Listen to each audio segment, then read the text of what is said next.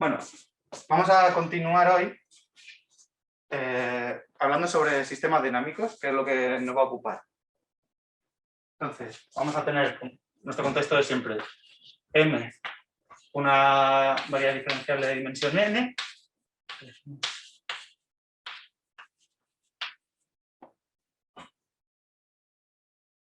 Y phi, el flujo de un campo X perteneciente a Xn. Es usted.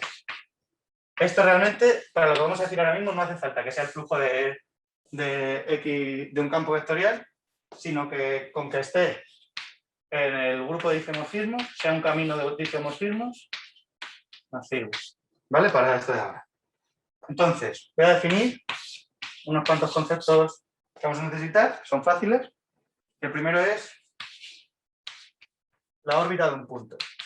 La órbita de un punto es el conjunto de los phi de P, tales que T está en el intervalo en el que está definido el punto. O sea, en el que está definido el flujo. O sea, son aquellos puntos por los que pasa la órbita de nuestro flujo. Luego, N, un subconjunto de M, se dice invariante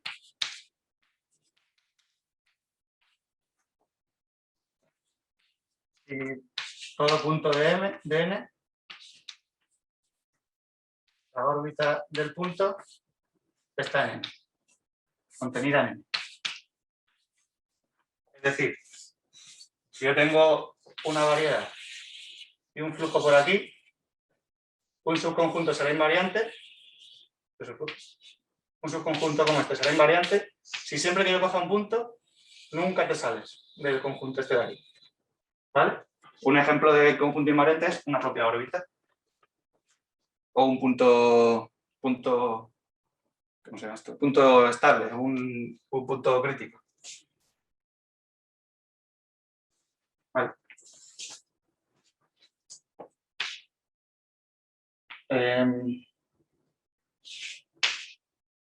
Un subconjunto. Si N es cerrado e invariante,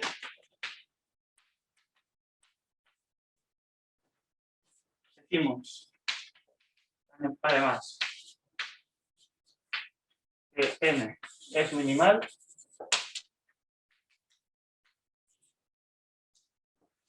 y no existe ningún N' contenido estricto en N que sea invariante. Está cerrado e invariante. Cerrado e invariante. Es decir, por ejemplo, si yo tuviera un conjunto de órbitas periódicas. ¿Y te importa partir la espectadora por la mitad para que esté? Ostras, claro, que no se ven las dos cámaras. Vale, bueno. Sí, voy a escribirlo. Lo borro y lo escribo. Esto cambia de cámara. Sí, verdad, no había caído.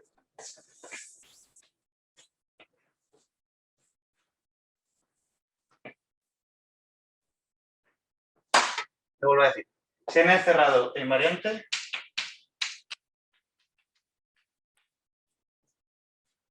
decimos que N es minimal. N es minimal. Y no existe un N', su conjunto propio de N, cerrado e invariante. Y lo que está diciendo es que un ejemplo de conjunto invariante no minimal sería, por ejemplo, dos órbitas periódicas que estuvieran por ahí en nuestro flujo. Cualquiera de estas dos, o sea, el conjunto de las dos órbitas es invariante, pero no es minimal porque tenemos una órbita periódica dentro. Otra cosa que nos puede pasar es que tengamos órbitas que se van acumulando hacia otras órbitas. Y eso, el límite de estos puntos que se van acumulando hacia donde se enroscan las órbitas también va a ser minimal. Entonces, con esto ya puedo introducir lo que es la conjetura de Seifert, que creo que Fran ayer ya la mencionó. Entonces, la conjetura de Seifert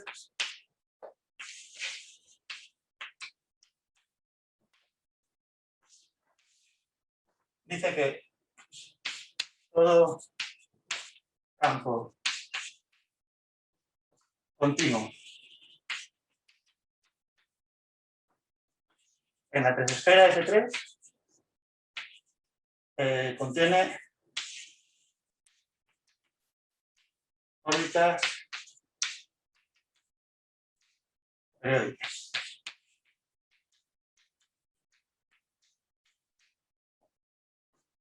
No lo he dicho aquí, pero una órbita, esto es la órbita, no lo he escrito. Órbita. Vamos a decir que una órbita periódica si es difomorfa a S1. ¿Vale? Si esto es un círculo. Si se cierra y vuelve a empezar y así todo el rato. Esta es la conjetura de Scheiper. Y vamos a dedicar la clase entera de hoy a... Vamos a refutarla de varias formas. Entonces, vamos a tomar un flujo, o sea, de hecho la vamos a refutar no solo en S3, sino en toda variedad. O sea, siempre existe un campo continuo que no tiene órbitas periódicas. Siempre que exista un campo, bueno, siempre que la característica de la variedad sea distinta de cero, para que pueda existir un campo sin ceros.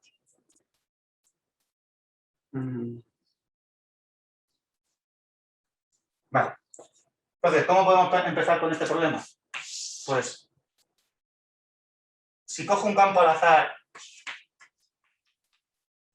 hay muchas órbitas periódicas.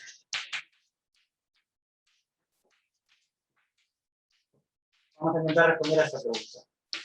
Lo primero de todo. Genéricamente. Esto es una pregunta.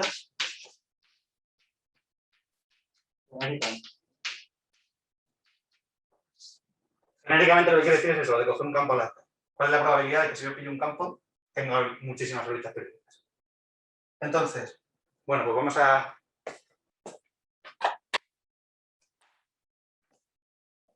Vamos para acá. Si en algún momento se deja de ver esta pizarra por el tema de los brillos, avisad, porque ahora de momento no hay luz, que está un poco nublado.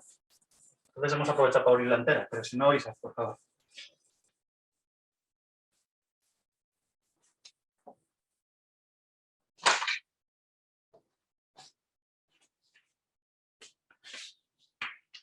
Vamos a definir.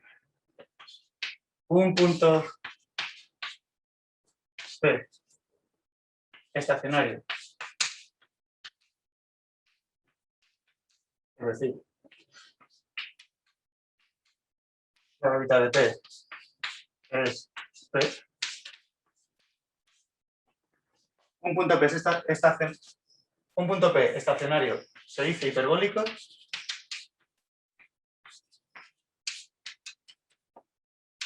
para un isomorfismo phi.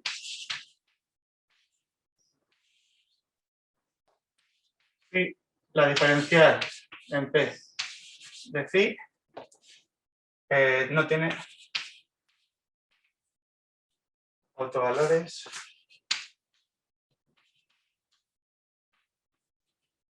de módulo 1.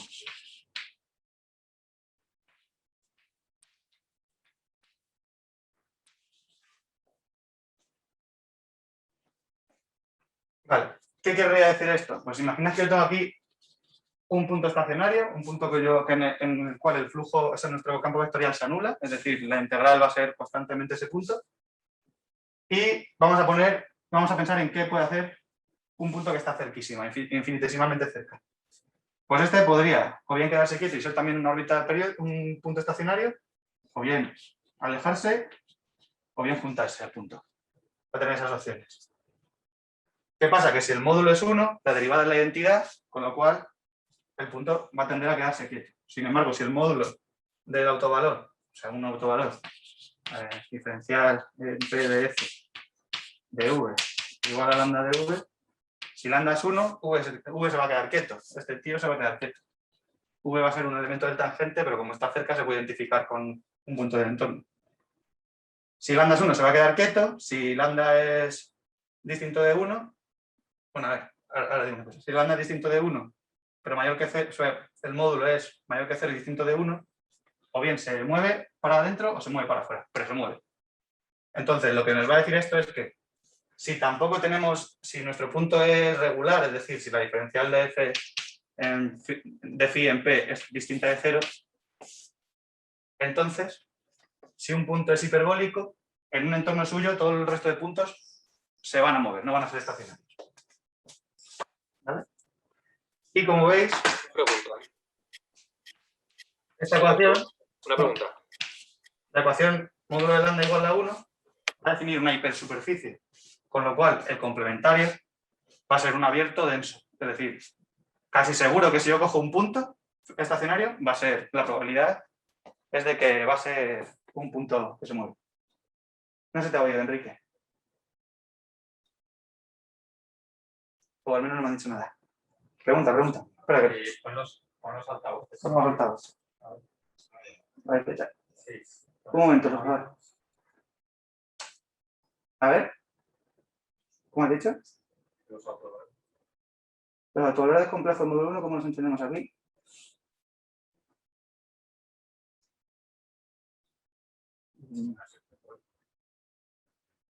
No entiendo la pregunta aquí. ¿Serían rotaciones? ¿Se me oye? Sí. Vale. Nada, que preguntaba porque estabas diciendo si el autovalor es 1, si el autovalor es distinto de 1, pero quiero decir, cabe la posibilidad que si los autovalores tienen módulo 1 pero son complejos, seguimos diciendo que, o sea, los consideramos también como que el punto no es hiperbólico, ¿no? Sí. El punto no es hiperbólico, si es el caso. Vale, esa era tu pregunta entonces. Sí, es que como solo estaba hablando cuando lambda era igual a 1 exactamente, digo, no sé si... Vale. No, perdón, estaba todo el rato con el... Quería decir todo el rato el módulo distinto de 1. ¿Ya está? Vale. Bueno, parece que no hay eco y está con el altavoz puesto, ¿lo dejo así? A ver si va. Vale. ¿Dónde estaba algo? Eso. Que bien, la ecuación, el módulo de lambda igual a 1, me define una hipersuperficie en el espacio en el que puedan tomar valores los autovalores. Y entonces el complementario va a ser un conjunto abierto y denso. O sea que la probabilidad de que si pillo un punto estacionario al azar sea hiperbólico es 1, porque es el complemento que hago de probabilidad cero, de medida cero. Vale, y ahora, muy bien esto, pero ya estábamos hablando de órbitas periódicas no estacionarias, o sea, que no sean puntos fijos. Entonces vamos a intentar definir lo que va a ser una órbita periódica hiperbólica. O sea, vamos a ver cómo puede ser eso del índice de una órbita periódica.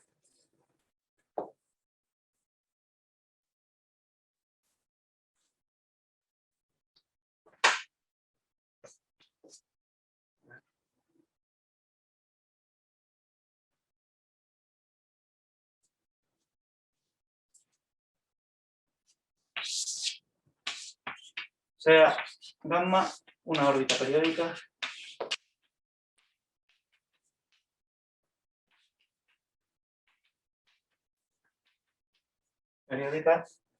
Entonces, queremos ver si esta órbita es hiperbólica o no. Pero, o sea, ¿qué queremos ver? Queremos saber qué pasa con las órbitas que van a estar cerca de nuestro punto. Pero si yo aquí pongo una hipersuperficie transversa, los puntos que están cerquita, por la continuidad del flujo, van a volver a estar cerquita en algún momento. O sea, van a tener que recorrer una órbita parecida a la que teníamos. Puede ser que este punto sea diferente al que teníamos al principio o que sea el mismo. Entonces, vamos a utilizar esta idea para definir la aplicación de Poincare. Entonces, en un principio, bueno, sea sigma una hipersuperficie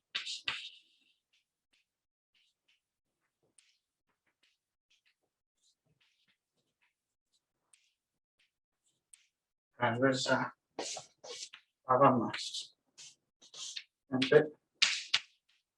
Vale, para que no sepa lo que es esta palabra, nos va a servir con que imaginéis que cogemos un flowbox en P, es decir, recordamos de ayer, es un teorema que vamos a utilizar mucho hoy, así que conviene recordar. Un flowbox es un entorno del punto en el que el flujo toma la coordenada x1, que la estoy pintando vertical todo el rato para que me cuadre con los dibujos.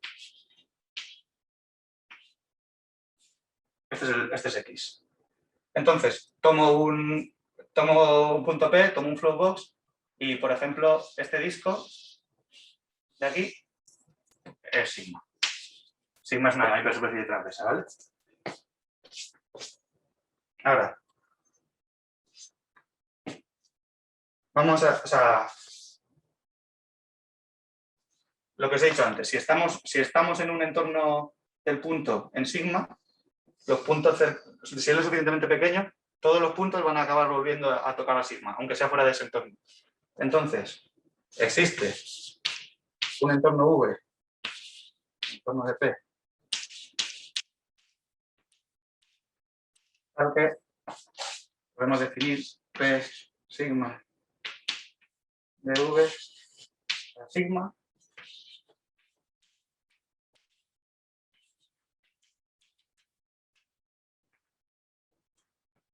Ahora digo cuál es la definición de esta aplicación. Que vamos, es el próximo punto de corte con la hipersuperficie.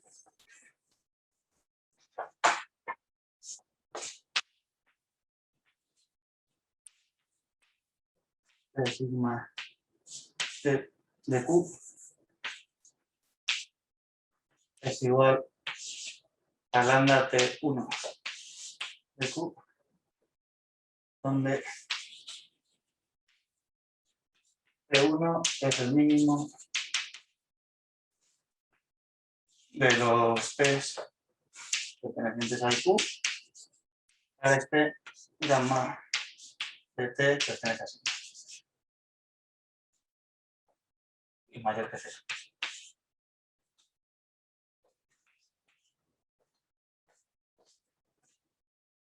Vale, entonces, proposición de sigma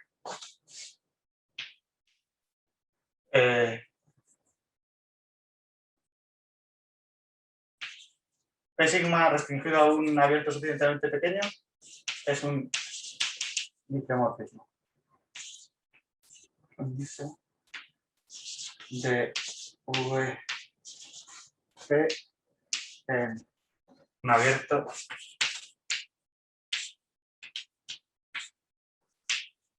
de la demostración pues es sencilla, pero utiliza utiliza el teorema del flowbox largo que después con el cabello ahí. ¿Vale? Entonces, la demostración es un dibujo. Demostración. Tenemos una órbita periódica, tenemos la hipersuperficie transversa sigma y vamos a tomar un flowbox para P, aquí por ejemplo. Esto es un flowbox de P.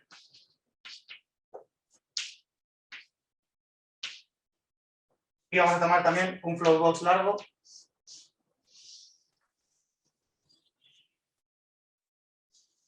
del complementario, de manera que eso, que toque, que se meta con las tapas de... O sea, que toque por aquí. Por aquí podría ser una cosa así rara. Por aquí otra cosa rara. Pero eso, esto es lo que nos pasa. Esto sería el flowbox de complementario de P, por aquí.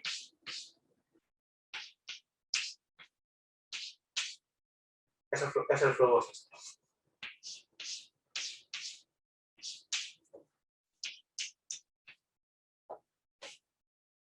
Y ahora simplemente pues marcamos esta etapa, la llamamos sigma 1.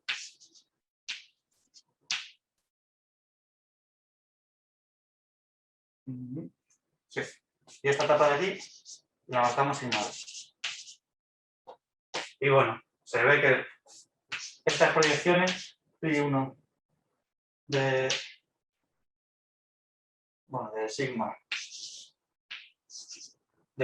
del trozo este de sigma. A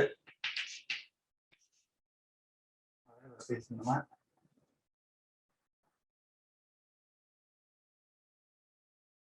Ah, no, perdón, esto no es sigma 1, sigma 1 es esto.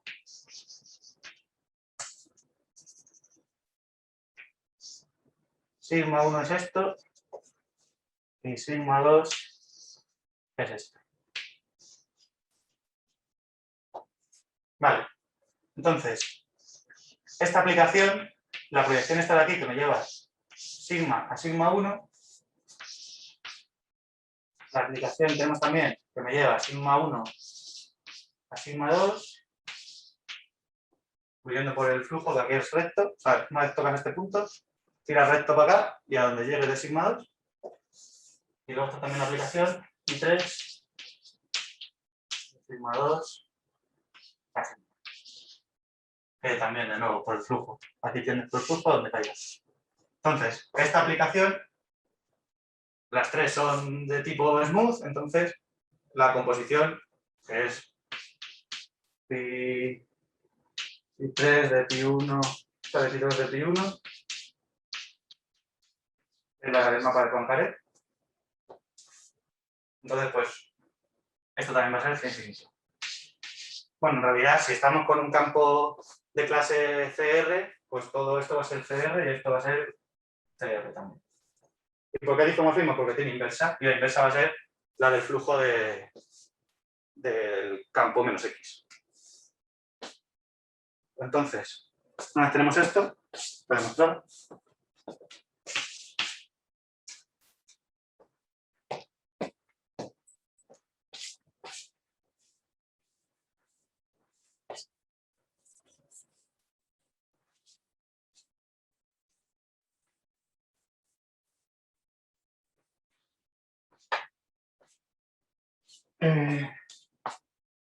Definición. Gamma, una órbita periódica, es hiperbólica.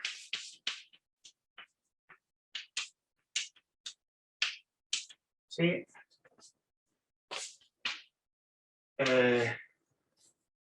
P es hiperbólico.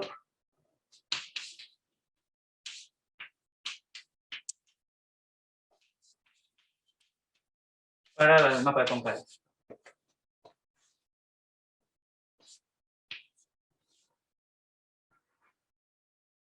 Ya está, esta sería la definición. ¿Y qué pasaría? Pues si tengo una órbita periódica, si el punto este para el mapa de Poincaré es hiperbólico, ¿qué va a pasar? Que todos los puntos cercanos van a tender a moverse, ya sea para adentro o para afuera. Pero se van a mover porque no va a tener autovalores iguales de módulo 1.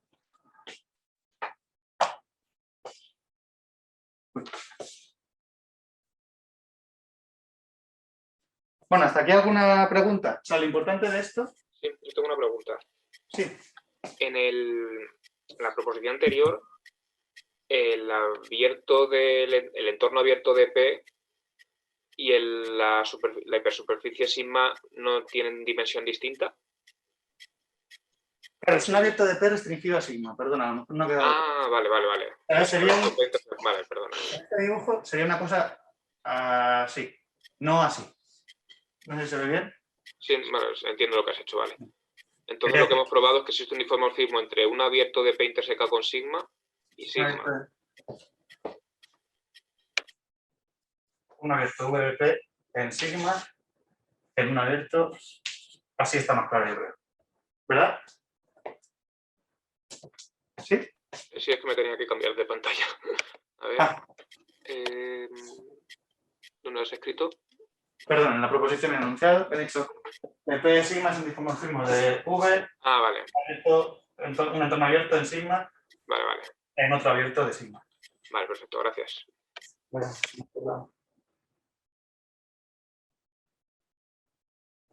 vale. Entonces, de nuevo, aquí nos pasa como antes. Esta ecuación está definida por ser el complementario de una hipersuperficie, con lo cual, si yo tomo una órbita periódica al azar, casi seguro que me va a quedar una órbita hiperbólica. Y por lo tanto, el resto de órbitas, por lo menos, no digo que no cierren luego, porque podría pasar esto. O sea, lo que va a pasar es que si yo tengo un puntito por aquí, su órbita va a estar cercana. Pero si a lo mejor se me aleja por aquí, luego se me aleja por aquí, pero sigue alejando, puede llegar un momento que se vaya muy lejos y acabe volviendo a este punto. O sea, podría ser periódica. Pero lo que va a pasar seguro es que va a tener más periodo que el de antes, porque de aquí hasta aquí, si esto tiene periodo T, si la órbita gamma tiene periodo t, entonces esta órbita que está cerquita, hasta que llega hasta aquí, a lo mejor no recorre t, puede recorrer un poquito menos, un poquito más, pero más o menos. Y la cosa es que como se tiene que alejar para poder volver, va a acabar recorriendo más tiempo que t. Con lo cual, así de manera muy tonta, hemos demostrado que las órbitas hiperbólicas, o sea, las órbitas hiperbólicas tienen un entorno en el cual ninguna órbita, ningún punto de ese entorno tiene una órbita con un periodo menor, una órbita periódica con un periodo menor que t. Ya se dice. Bueno, si gamma es hiperbólica,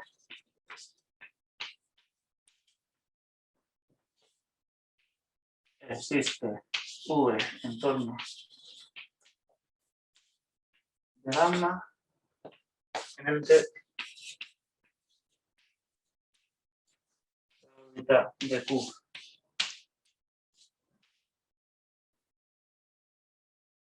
en el que si la órbita de Q es periódica,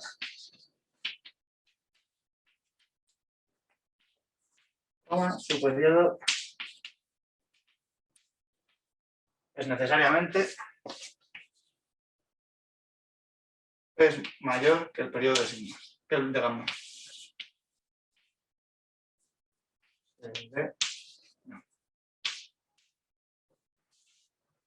Y esto básicamente nos está diciendo que las órbitas periódicas están aisladas, porque tú coges, o sea, si tú vas cogiendo las órbitas de distintos tamaños, y entonces vas viendo que toda órbita de periodo t está aislada de todas las de periodo por debajo. Toda órbita de periodo t más 4 está aislada de todas las de periodo menor. Entonces, al final, todas las órbitas están aisladas.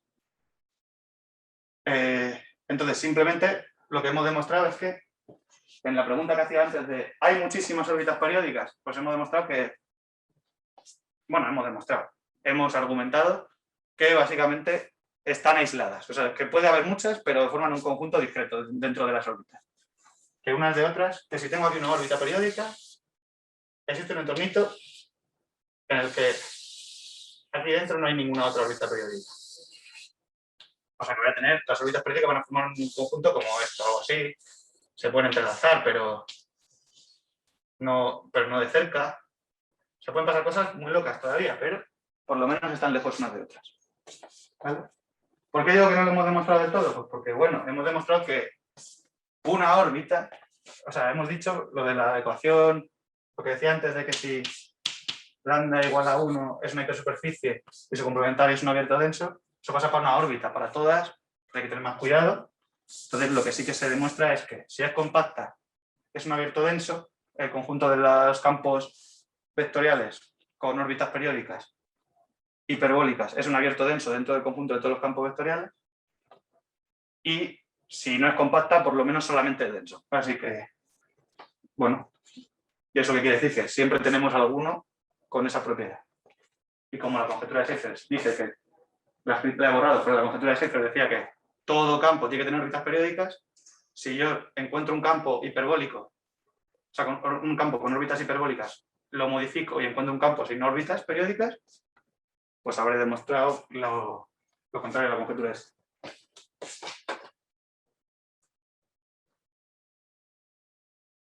¿Tenemos alguna duda hasta aquí? Sería buen momento para hacer preguntas porque hemos acabado con la parte de introducción y vamos a empezar pues, con lo más divertido. Pero claro, para ser lo más divertido es conveniente que nos enteremos todo el mundo. Si alguien tiene alguna pregunta, que aproveche, voy a borrar toda la pizarra.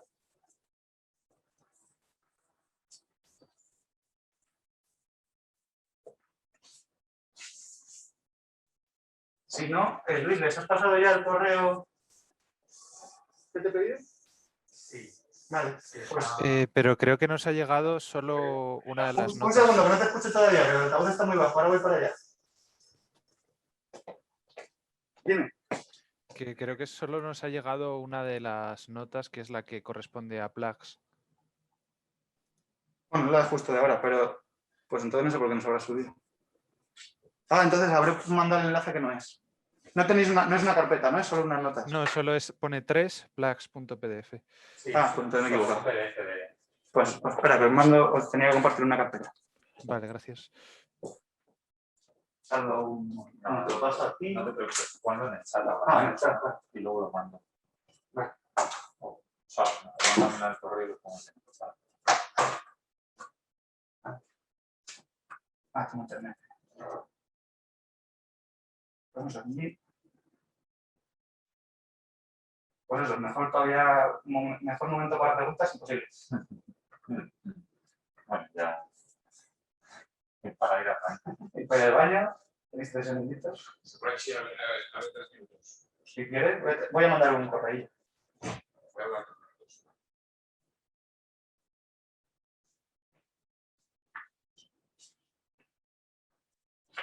minutos. Sales en plan espontáneo, Fran. Aprovechando que tal. Vale, explícalo. Sí, echamos a ver. Y oye,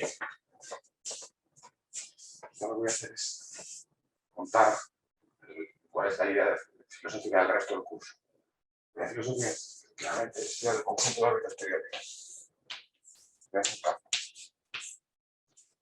Esta variedad es un campo, para variedad campo, y la pregunta que hace uno es, ¿ese espacio es algún tipo de invariantes? O sea, determina el campo. La respuesta es evidente. Es el invariante más simple posible. El más simple posible que existe. De tipo de campos a la conjugación. Digo que campos a la conjugación. Pero coges el campo. Puede que coges un isomorfismo. Como que eso es de cambio de coordenadas. Como que se puede entender como cambio de coordenadas.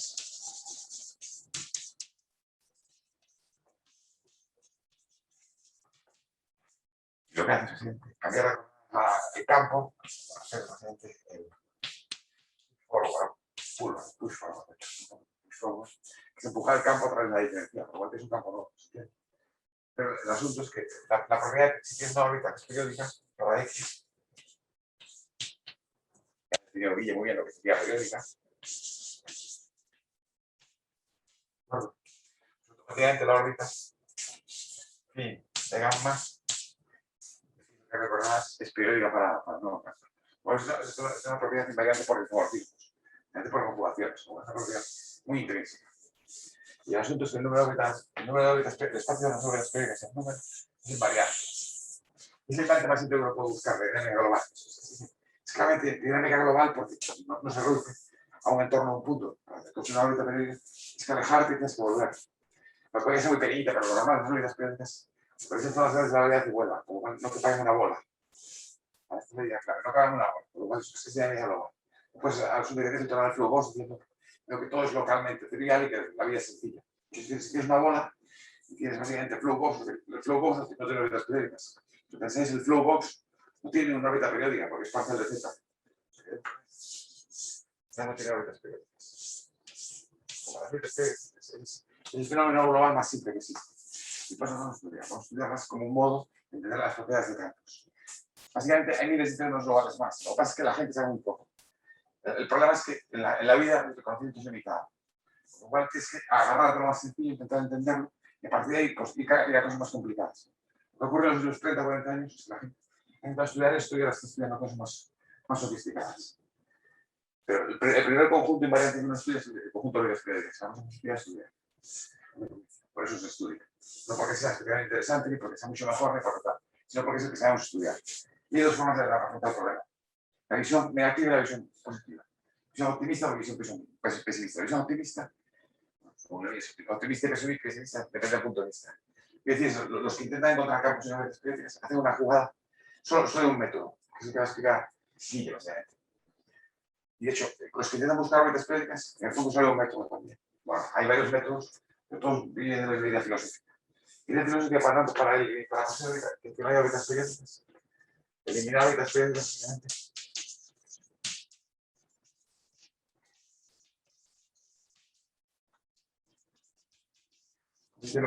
No voy a definirlo porque Guille lo va a definir hasta ahora. Voy a dedicar todo el tiempo. Obviamente decir, las órbitas son aisladas. Este teorema no lo aprobamos, un teorema importante no lo lleva a probar. Es el teorema de genericidad estructural de un campo. Dice que cuando tienes un campo de vectores, hay un campo C2 próximo, con una patada C2, quiere decir que es un campo que es parecido a nivel C0, a nivel C1 y falla a nivel C2. Tienes una patada C2 que hace que todas las órbitas se conviertan en hiperbólicas y por lo que ha demostrado Guille, eso implica que son aisladas. Luego pues son unidades de partida. Y si se trata de eliminar órbitas, como una órbita aislada, tenemos un trozo de ella, a través de un flowbox, ¿vale? Pero que aquí hago y explicaré mucho detalle para conseguir que la órbita se quede por aquí dentro. Y de hecho, no salga nunca. La entrada no salga porque antes era una órbita periódica. O más de ahí lo explicaré aquí. Entonces, la idea de plug, la idea de enchufe. Cuando construyes aparatos muy raros, siempre eliminar órbitas periódicas. Ya digo mucha precisión. Y la idea opuesta, en la que dedicaremos las 3 o 4 últimas horas, es la idea de cómo construir órbitas en general. Básicamente uno solo se va a hacer cosas básicas en topología diferencial. Y la cosa más básica que uno se va a hacer es básicamente la teoría de Morse. La teoría de Morse es una teoría que estudia variedades asociándoles funciones y a esas funciones los campos de la variante. Pues lo que hace todo el mundo básicamente cuando va a construir probar con campos con órbitas periódicas, casi siempre lo mismo. Bueno, no siempre, pero siempre.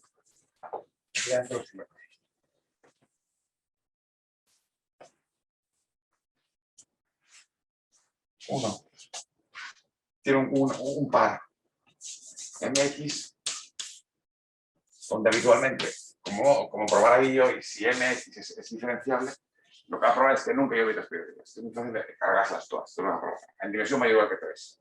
Va a probar en dimensión mayor que 4, es muy fácil, en dimensión 3 es más difícil, se al final de la clase. Si quieres esto, hay que poner una condición extra. Tienes que poner una estructura geométrica extra. De modo que con esa estructura geométrica, llamémosle G de geométrica, no sé cualquier cosa, pues básicamente sea un tipo especial de campos, este tipo especial de campos, por la razón que sea, tenga órbitas periódicas. Y la prueba siempre da igual, la prueba lo que hace es lo siguiente. ¿Vale? El espacio de Lux? Bueno, no siempre, pero me parece siempre esta idea. Es el espacio de Lux asociado a la variedad. El espacio de Lux básicamente es el espacio en Béis seguro. Béis son encajes de seguro. Aplicaciones diferenciables, inyectivas, de según la variedad. Y a veces en este espacio es definir algún funcionante con energía, algunos reales, de modo que los puntos críticos de funcionar hay que definir con precisión puntos críticos de dimensión infinita, como vamos a chunga. Pero si consigues definir con precisión cuáles son los puntos críticos, lo que dice a continuación, claramente, es que lo que intentas hacer es probar que los puntos críticos de funcionar se van a órbitas periódicas. Si es así, entonces tienes técnicas para intentar probar que hay órbitas periódicas. Lo que puedes hacer es probar. ¿Perdón? Que centrar un mínimo absoluto. ¿Puedes hacer una pregunta? Sí, adelante. Disculpa, es que creo que online cuesta más seguir la charla porque el sonido va un poco peor. ¿Puedes hablar más lento? Sí, por supuesto. Gracias. Disculpa. A ver, lo que estoy diciendo básicamente es que tienes dos métodos de ataque del problema. El método número 1 es básicamente para probar que no hay órbitas periódicas. Ese consiste en calcular una órbita periódica, cargársela. Y para cargársela lo que se hace es básicamente definir una especie de bloque negro, una especie de caja negra, y definirla con precisión. Y verá cómo se rellena para conseguir que la órbita, una vez que entra en la caja negra, no salga. Eso se llama teoría de Planck. Es la única teoría que existe en el fondo para destrozar órbitas periódicas, para hacer que desaparezcan. Y con eso se va a probar bastantes teoremas. Lo que va a explicar Guille hoy. Y el resto va a ser el método opuesto. El método opuesto es básicamente intentar encontrar campos que sí tienen órbitas periódicas. Para eso probamos que en el caso puramente diferenciable, todo campo tiende a no tener órbitas periódicas. Bueno, puedes conseguir que no los tenga. Para tener una teoría que tenga ejemplos notoriales de campos con todas las órbitas periódicas, con todos ellos con órbitas periódicas, lo que has de hacer básicamente es asumir que es una estructura geométrica adicional que fuerza que las órbitas sean periódicas. Y eso hay diversos casos. Voy a poner un par de ejemplos, ¿vale? Para pasarlo bastante a lo concreto. Tienes un par, variedad, campo y estructura geométrica adicional que es expresada por el campo. Por lo cual, como es un campo especial, hay posibilidades de que tenga órbitas periódicas. Lo que haces es, con esa estructura geométrica adicional, te construyes una función del espacio de lazos. El espacio de lazos es el espacio de invariance del círculo en la variedad, de modo que los lazos que son críticos, que son puntos críticos para esta función, es una función normal y corriente. Y los puntos críticos son básicamente los que la diferencial es cero. Definición clásica. Lo que pruebas es que realmente, si encuentras un funcional tal que sus puntos críticos sean órbitas periódicas, tienes como mínimo un modo razonable de intentar conseguir órbitas periódicas, que es básicamente coger el gradiente social funcional, empujar hacia abajo, hacia el mínimo, pongamos, e intentar encontrar el mínimo, que el mínimo es una órbita periódica. Si conseguís probar que tiene un mínimo y que el funcional, que es una función de emisión infinita, admite un campo gradiente que baja y que alcanza el mínimo, eso entendéis, que el campo gradiente va hacia el mínimo siempre, ¿se entiende? ¿No? Pues si tenéis eso, habéis probado que hay una órbita periódica. Esto en general es complicado, porque básicamente definir un funcional es fácil, definir que su gradiente esté bien definido, sea único y exista, es complicado. Porque es una ecuación diferencial en dimensión infinita, por lo cual no está tan claro que haya teorema de existencia y unicidad. Repito, no está tan claro que haya teorema de existencia y unicidad. Pues como eso es así, es básicamente hipótesis para que funcione. El caso más clásico es el caso, lo digo porque esto no lo vamos a contar en el curso, pero es el caso más clásico, no lo tengáis en la cabeza. Como el ejemplo primigenio de este tipo de enfoque. El enfoque, un tipo de campos especiales son los llamados campos geodésicos. La tangente de M, fijaos una métrica riemanniana, os que no sepáis, es un modo de poner una estructura euclídea local, ¿vale? Y lo que hace es básicamente coges las geodésicas, que son como las líneas rectas. Localmente las geodésicas son las líneas rectas. Dentro de la estructura euclídea local defines lo que es la línea recta, que no es recta, por ejemplo, si estás en una esfera, una línea recta, básicamente sería un círculo maximal, ¿se entiende? Una esfera, la línea recta sería un círculo maximal. Pero en general, en cada variedad es lo que sea localmente. Y lo que ocurre es que esto, si lo pensáis un poco, estoy diciendo, es que se puede entender el flujo geodésico. Vamos, las geodésicas se pueden entender. Hay que demostrarlo, no voy a entrar sin más dar la idea. Las geodésicas se pueden entender.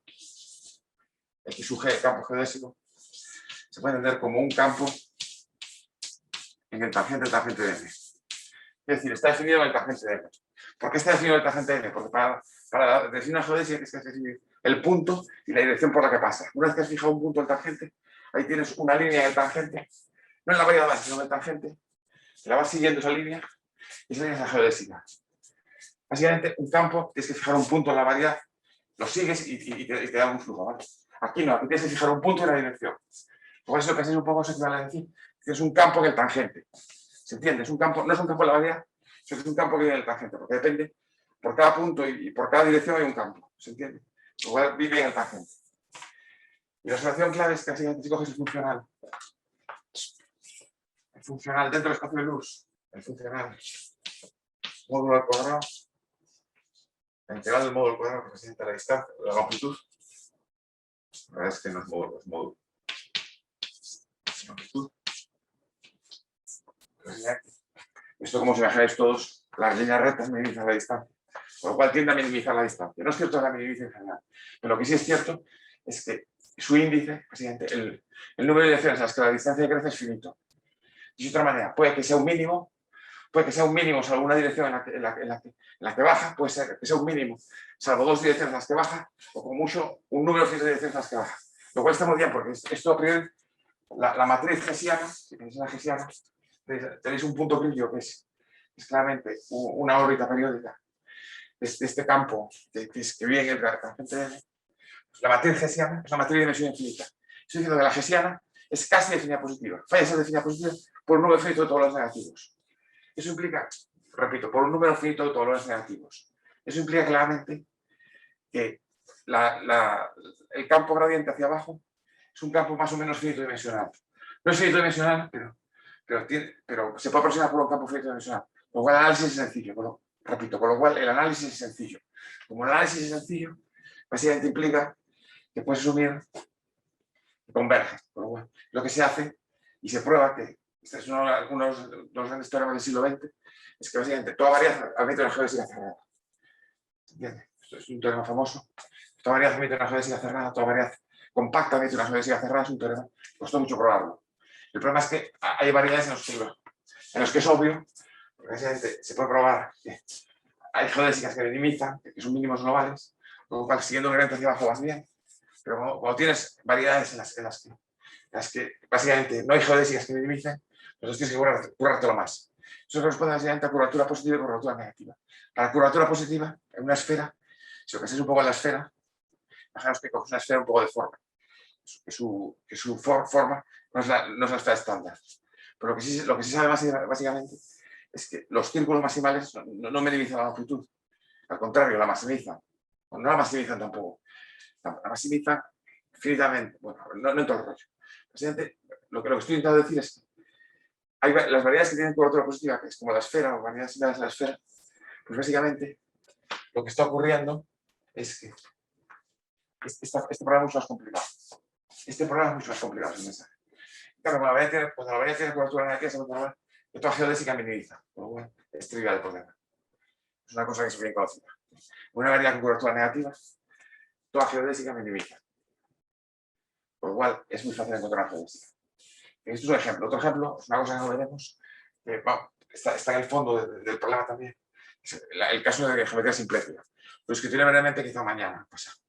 Que básicamente hay otro funcional distinto que calcula ciertas órbitas y que es lo que da lugar a una cosa que se llama homología Floer. Esa palabra es una palabra muy de moda, básicamente. Sirve para todo. Ahora mismo, todo es homología Floer en topología simplética y por lo tanto en matemáticas está impregnada. En topología simplética hay homología Floer para singularidades, hay homología Floer algebraica, hay homología Floer en geometría de contacto, hay Symplectic Field Theory, que es una cosa, es una generalización natural de la homología Floer aparece en todas partes. Y básicamente la homología Floer es un modo de encontrar órbitas periódicas y de hecho decir es que qué estructura tiene una especie de órbitas periódicas usando también un funcional. La diferencia que tienes que en el caso del funcional Floer, el problema es que ya no es cierto que sea definido positivo salvo un número finito de trayectorias que van hacia abajo, por lo cual ir hacia abajo es finito dimensional, con lo cual es muy fácil las cuentas, ¿sabéis? Como es finito dimensional hacia abajo, pues se puede calcular muy fácilmente cuál es el gradiente hacia abajo. El problema es que en el funcional Floer, no voy a describirlo ahora, pero lo que se puede probar es que básicamente el funcional Floer ocurre que tiene infinitas direcciones hacia abajo y infinitas direcciones hacia arriba. La hessiana tiene índice infinito y coíndice infinito. ¿Entendéis? Tanto para arriba como para abajo es infinito. Con lo cual, estoy sin reculo. Lo que está pasando es que no hay ningún modo de asegurar que haya existencia y unicidad. Lo que salva el problema es la idea clave de Floer. Floer era un tío muy listo. Murió joven, pero era un tío muy listo. Pero básicamente, la idea clave de Floer es decir que aunque ir hacia arriba es infinito dimensional, ir hacia abajo es infinito dimensional, los trayectorias que son puntos críticos, si una intersección de hacia arriba y hacia abajo, para ir de un punto crítico a otro, tienes que bajar y encontrar una trayectoria que sube. Pues las intersecciones son finito dimensionales. Repito, las intersecciones entre ir hacia arriba y hacia abajo son finito dimensionales. Y eso es la clave para que estén definidas las trayectorias entre puntos críticos. Es lo que hace falta para definir una homología. No entro más, entro demasiado.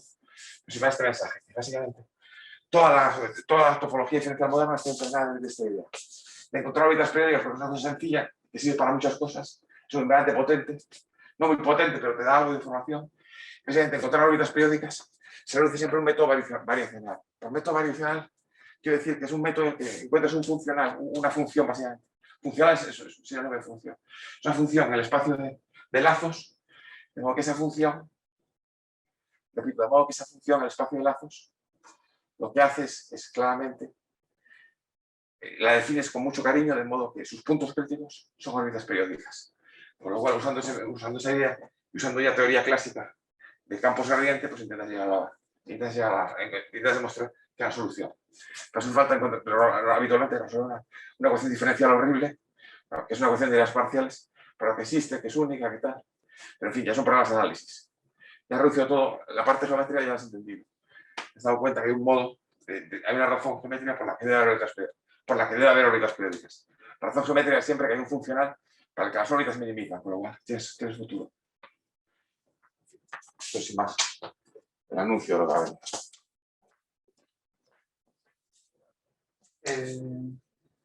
¿Con eso puedes hacer el descanso o...?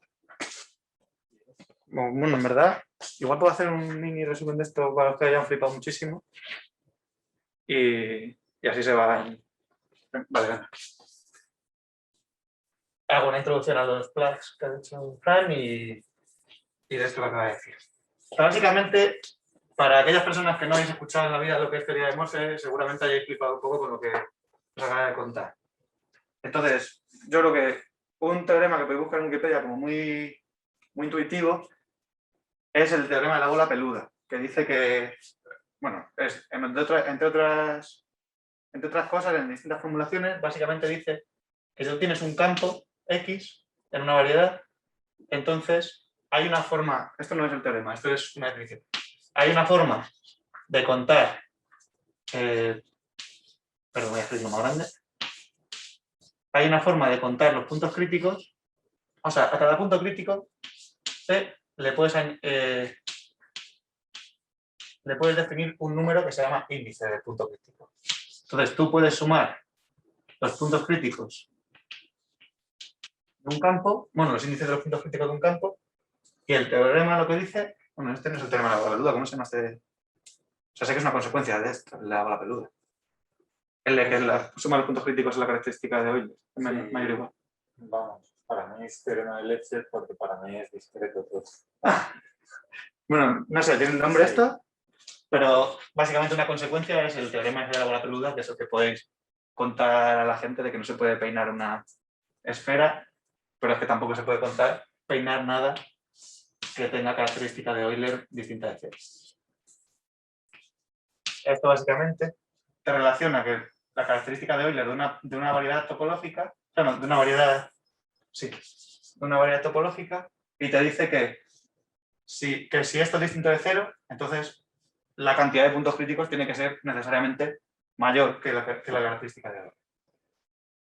Para la característica de Euler seguramente sepáis lo que es, pero es una forma de contar. Tú tienes una variedad n, vamos a poner por ejemplo la esfera. Y es el teorema de Poincaré-Fock. Vale. Suele ponerse Poincaré-Fock. Eso es un igual. Igual. La suma es igual a la... A la suma, sí. La cantidad de puntos críticos es mayor.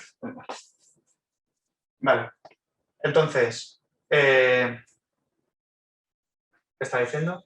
Sí, ¿cómo se relaciona esto de la característica de Euler con los puntos críticos de un campo? Pues básicamente, por ejemplo, en S2 tenemos una triangulación.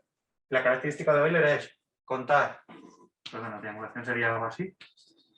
Sería contar puntos, restarle las aristas, que aquí habría 2, y sumarle las cosas de dimensión 2. Y a seguir haciendo sumo, resto, sumo, resto, sumo, resto. Y aquí, fijaos, sería 1, 2, menos 1, menos 1, menos otro, 0, más 1, más otro, 2. Entonces la característica de Euler de la esfera es 2, que es lo que ya sabíamos. Y ahora, con la característica de Euler con una triangulación de una variedad, yo puedo construir un campo, básicamente. Marco el centro de cada vamos a marcarlo de otro color con una X. Marco el centro de cada símplice de la triangulación. Y pues en los puntos críticos de orden, o sea, en los símplices de dimensión máxima, pues decimos que todo sale. Ponemos un campo vectorial con un 0 aquí y todo sale. Ahora, en los puntos críticos, o sea, en los símplices de dimensión siguiente, pues ponemos que las que vienen de las dimensiones grandes entran, o sea, sería un punto crítico en las que esto está entrando casi todo, pero salen en la otra dirección. De aquí tenemos un campo que haga así. O sea, ponemos un punto crítico en cada centro de cada símplice. Y estos otros, pues todo entra. Aquí no lo he pintado, pero también salen todos. Entonces, básicamente, el índice lo que cuenta es la dimensión de las cosas que salen o que entran, y entonces sumarlos te da la cantidad de puntos. O sea, si sumas en cada punto crítico, básicamente te da la cantidad de aristas que tienes. O sea, aristas de símplices que tienes. Contados así, igual que en la forma de la característica de Euler. Y si tú tienes un campo, puedes hacer exactamente lo mismo. Las que tienen índice que todas salen, pues pones un símplice de dimensión máxima. Las que salen todas menos en una dirección, uno de la siguiente codimensión. Y así. Entonces, este tipo de teorías, este tipo de teoremas se demuestra con teoría de Morse. Y es lo que está diciendo antes Fran, que que se hacía con teoría de Morse, el tema de encontrar puntos fijos. Y ahora, ¿cómo encontramos esos puntos críticos? ¿Cómo encontramos loops críticos? Los loops críticos, si hacemos un funcional en los que los puntos críticos sean variedades periódicas, o sea, órbitas periódicas, entonces si conseguimos encontrar un teorema de este estilo, en el que algo topológico Está diciendo algo más. Está diciendo que los mínimos se encuentran con eso. No tenemos. Esta manera no tenemos. Vale. Vale.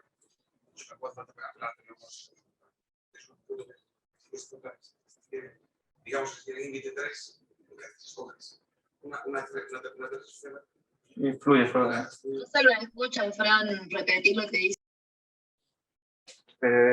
¿Perdón? Que no se lo escucha, Fran, desde lejos, así que repetir lo que Sí, ahora lo repito. Bueno, que básicamente no hace falta hacer teoría de Morse para esto, pero que lo que hacía es fluir por el gradiente. O sea, si tenemos aquí esta variedad, tenemos el campo este que os he pintado. Para encontrar un mínimo simplemente tienes que fluir por el campo gradiente de la altura hasta que llegas a un punto crítico. Y así encuentras un punto crítico, ¿no? Básicamente.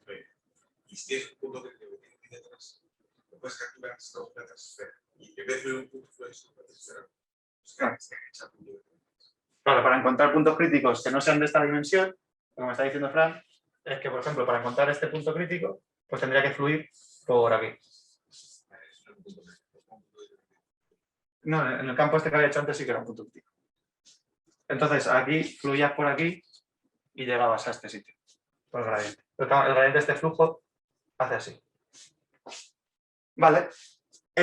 Lo que está diciendo eso, que para encontrar aquí, o sea, para encontrar órbitas periódicas, hace que las órbitas periódicas sean los puntos críticos de un funcional y básicamente es la misma teoría si tuviéramos un teorema como este, donde aquí en vez de haber algo topológico, va a haber algo geométrico, porque se ha demostrado, bueno, vamos a demostrar luego en la siguiente hora, que topológicamente no puede haber ese teorema porque no hay campos de infinito con órbitas, o sea, hay campos infinitos sin órbitas periódicas.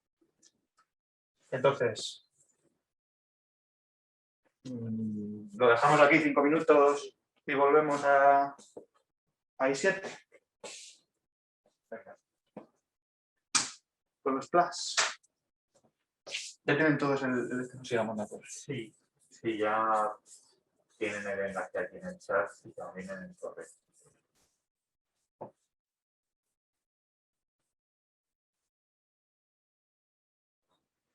Vale, bueno, pues vamos a seguir con la clase.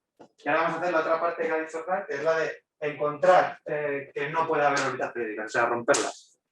Y eso, pues vamos a ver que realmente es mucho más fácil que todo esto que os estamos contando. Así que vamos a ello. La idea es la de, como ha mencionado Fran, la de los plugs. Y un plug en inglés significa enchufe. Entonces, básicamente, para que esto podamos contarlo a la gente que no sepa matemáticas, imaginaos que tenéis una lámpara con un enchufe de los de aquí, de los de la Unión Europea,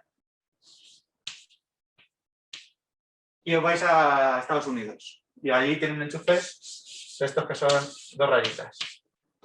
Y no tenéis un adaptador. Entonces simplemente os vais a una ferretería y os compráis un enchufe de estos que son así con las 2 rayitas. Vale, me ha quedado igual el dibujo. Con las rayitas estas con el agujero. Cortamos este cable, enchufamos este cable y este ya le podemos enchufar aquí.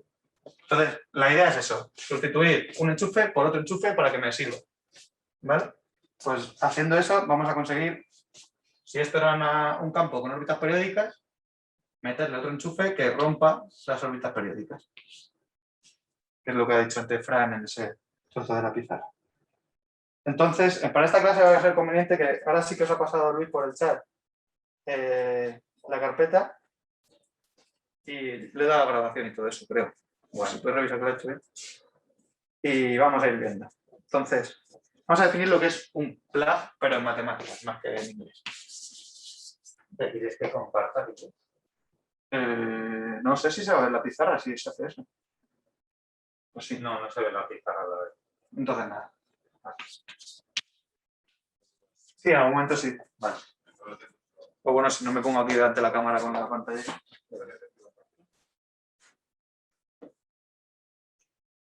Es una variedad, un plug es una variedad diferencial de dimensión n que es difomorfa a, pues a una variedad de codimensión 1 por un intervalo que vamos a poner como menos 2, 2 con un campo X tal que pasa esto. Pasan varias cosas. P tiene que cumplir bueno, se tiene que cumplir varias cosas. Vamos a definir primero la frontera vertical de P es igual a la frontera de D por el intervalo. Y luego la frontera horizontal va a tener dos partes que son D. La frontera horizontal de P son D por más menos 2. Es decir, en un dibujo, me mudo de pantallas, estoy dibujando una cosa así. Esto sería D, esto sería el intervalo, esto aquí es el D. La frontera vertical es esto de aquí, frontera vertical de P, y la frontera horizontal, o sea, es esto de aquí y esto de aquí. Y la frontera horizontal pues sería, vaya, aquí no sé dónde voy con frontera. Bueno, sí, las fronteras horizontales serían esto y esto. Esto sería la horizontal, o sea, la horizontal positiva y esta la horizontal negativa. Y X tiene que cumplir varias propiedades.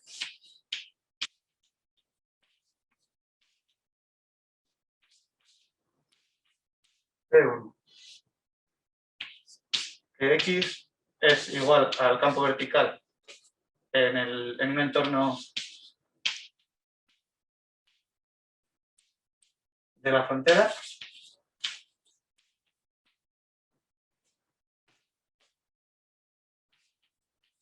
Propiedad 2, que si X menos 2 es un punto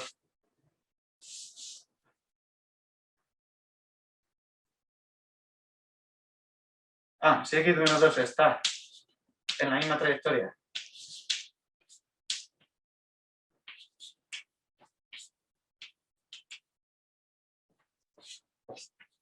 de un punto I2, entonces X igual a Y. Esto nos dice en este otro dibujo del otro lado que si tenemos aquí un punto y aquí tenemos una trayectoria del campo de X, no puede salir por aquí. Tendría que salir, esto está prohibido, tiene que salir necesariamente por aquí, por el mismo sitio.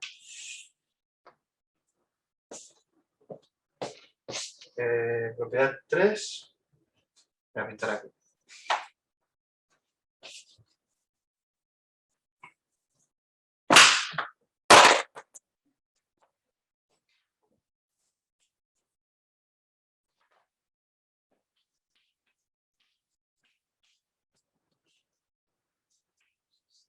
Existe algún X perteneciente a D tal que la trayectoria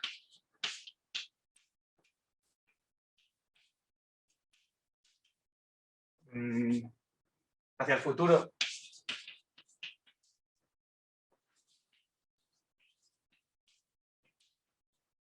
de X menos 2 no sale de P. Es decir, que en la órbita que existe en algún punto X por aquí, tal que esta órbita de aquí nunca sale del plan, por mucho que lo intentemos, nunca saldrá. Se queda, esa órbita se va a llamar órbitas atrapadas. IP4. La última, existe un embedding del plug en RM. De manera que preserva la dirección vertical. Preservando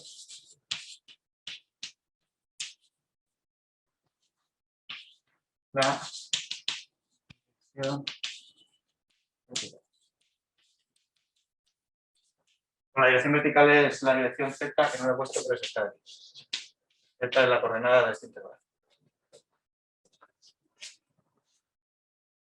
Vale, vamos a hacer algunas observaciones sobre plug.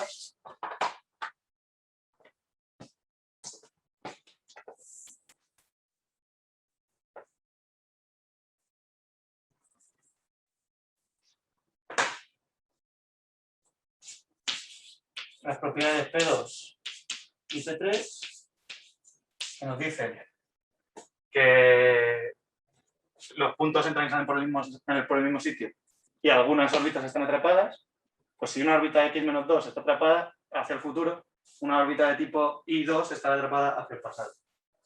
Entonces, si x-2 está atrapado hacia el futuro, entonces I2 atrapado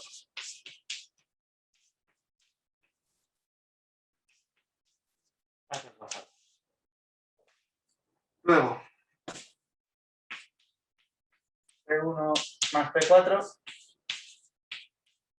básicamente nos están diciendo que en el borde coincidimos con la dirección vertical y nuestro embedding preserva la dirección vertical, con lo cual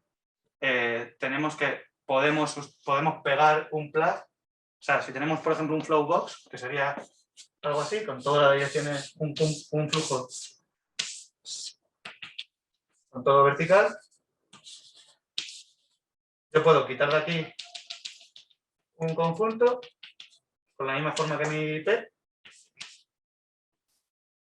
Aquí tenemos Px. Vaya, un punto. Imaginad que tenemos en este campo es el campo I.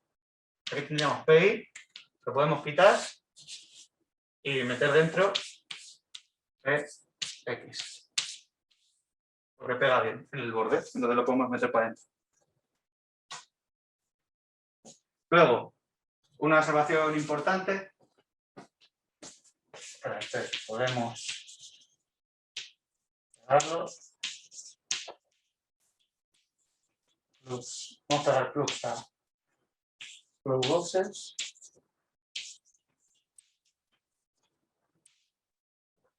Y si nos falta y no tenemos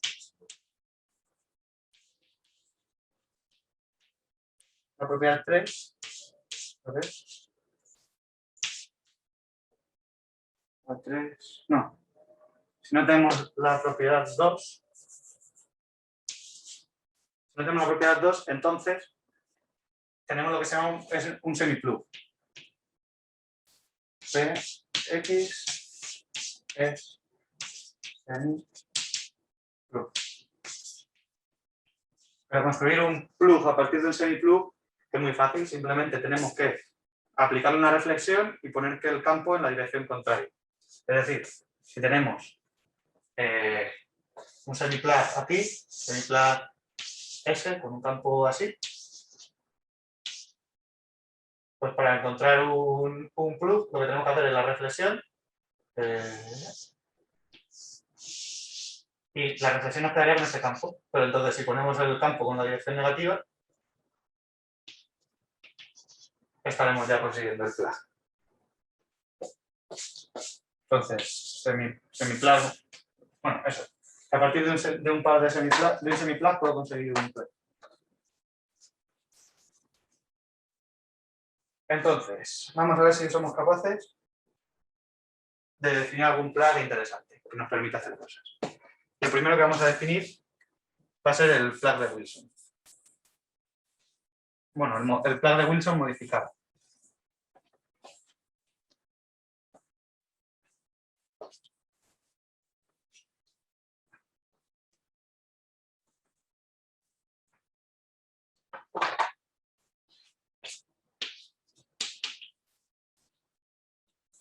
Wilson.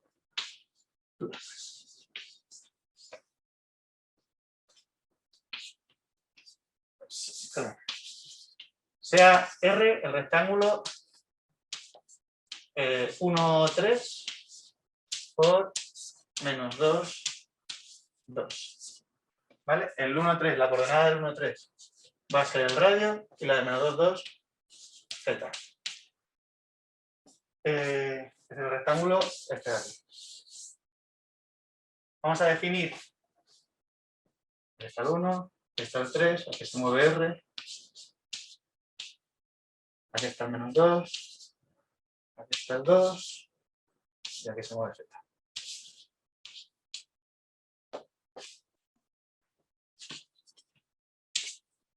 Sea G una función del rectángulo A0, 1, tal que G restringido en un entorno abierto de la frontera, que lo he puesto así, un entorno abierto de la frontera, es constantemente 1, que también se cumpla que G se anule en el punto 2, 1 y más menos 1.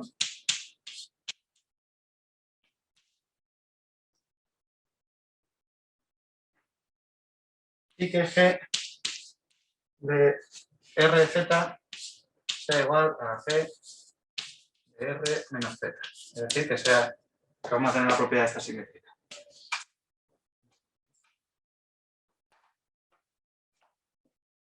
Que tiene un grafo de... Bueno, si veis las notas en las que he puesto, ahí tenéis un dibujo del grafo. Voy a intentar a ver si me sale de aquí. Pero vamos, básicamente es como una bañera con dos sumideros en los puntos 2, menos 1 y 2, 1. Es decir, si este es el rectángulo R, y aquí pongo estos dos puntos críticos, que este es el único sitio en el que se anula, el resto estará por encima. Y en el borde vale 1, así que será algo así. Y por aquí, pues, por aquí vale 1.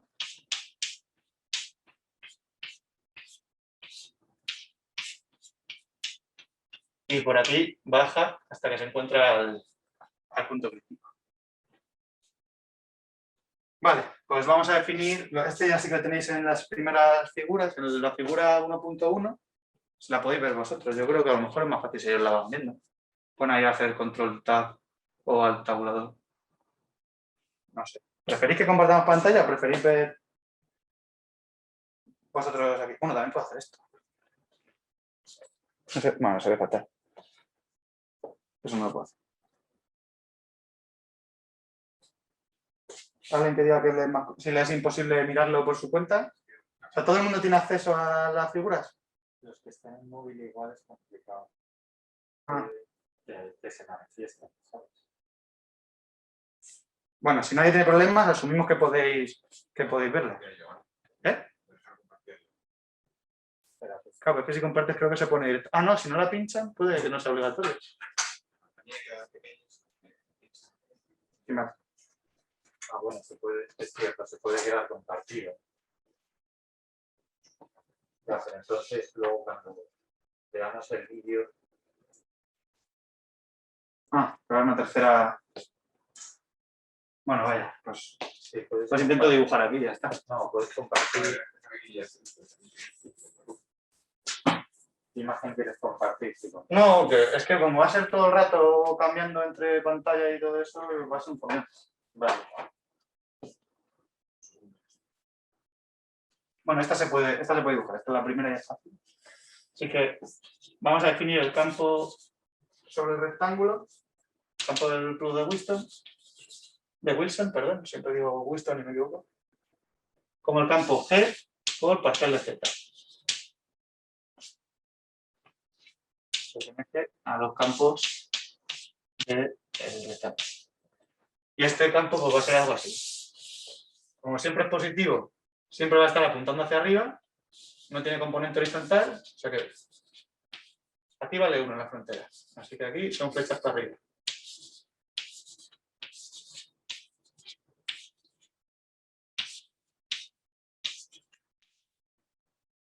en los puntos estos de por aquí tiene 0 y en el resto arriba.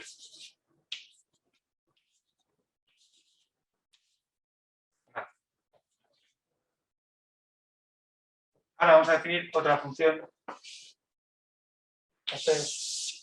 Sea este, de nuevo, del rectángulo 0, 1. Pero esta va a ser al revés. Esta. F en un abierto de la frontera del rectángulo va a ser constantemente 0. F va a ser antisimétrica. F de R menos Z es igual a menos F de RZ. No, perdón, de F. A menos F de RZ.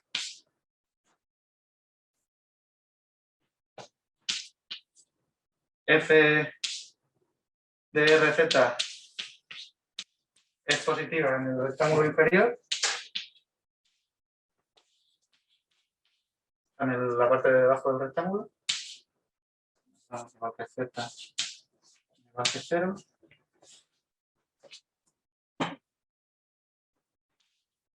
Y F de RZ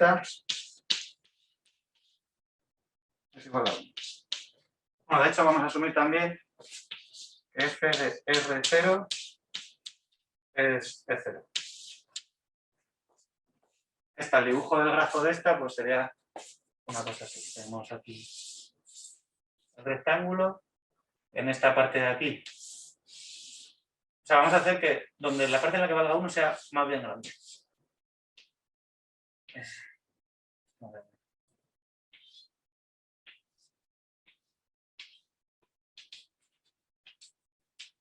Y por aquí pues se hundirá para abajo.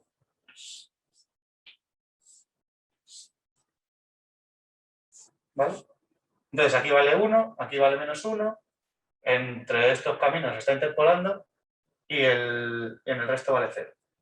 ¿Vale? Pues bueno, ya estamos con esto preparados para definir el flujo de Wilson modificado.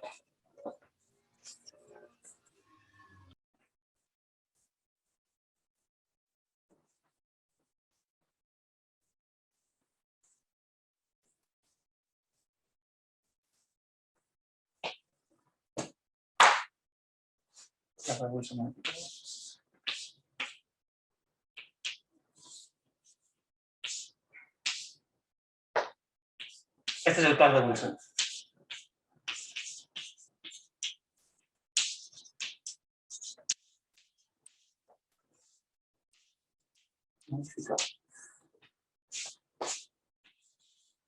W va a ser el conjunto 1,3, como antes. 1,3 por S1 por menos 2,2. Ahora sería la figura 1.2. No sé si podéis. ¿Cómo va eso? Luis. ¿Se puede ver? No. No sé si alguien está diciendo.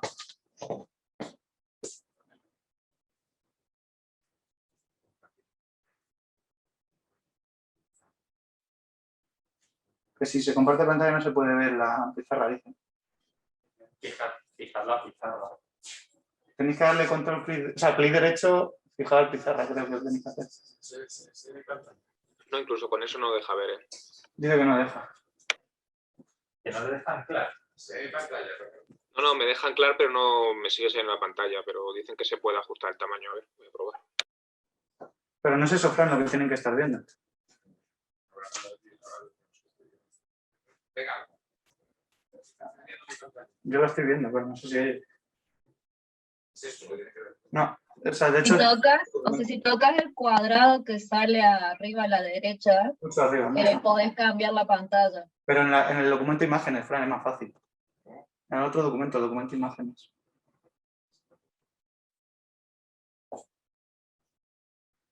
Bueno, si no, las intento dibujar yo, ya está. Pero bueno, es una pena porque me se ha currado. Está bien, este documento está bien. No, pero es que no es ahí, eso es más arriba. Estamos todavía más alto. Abajo. Ese. Bueno, si es que lo tienen ellos también en otro documento, en el de las figura 1.2 del lo que tenéis. Lo que estamos haciendo ahora mismo es rotar el... Bueno, esto es el rectángulo por S1. Se ve como bonito, ¿sabes? Rectángulo por S1 y lo que vamos a hacer es colocar el siguiente campo vectorial. W es igual a F por... Me escucho con eco, si podéis bajar el volumen, por favor. Que me vuelvo loco. A G por parcial de Z más F parcial de Z. Donde F y G están extendidos de manera que sea constante en S1. ¿Vale? Entonces lo que vamos a tener pues va a ser un rollo de papel higiénico. Lo tenéis ahí en las imágenes.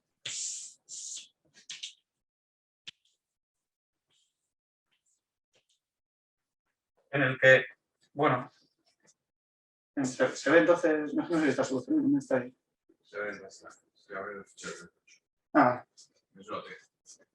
vale, pues ahí tenemos la manera en la que va girando el campo y veis que como G aquí es positiva y aquí es negativa, en la parte de abajo, o sea, vamos a hacer una loncha de este cilindro.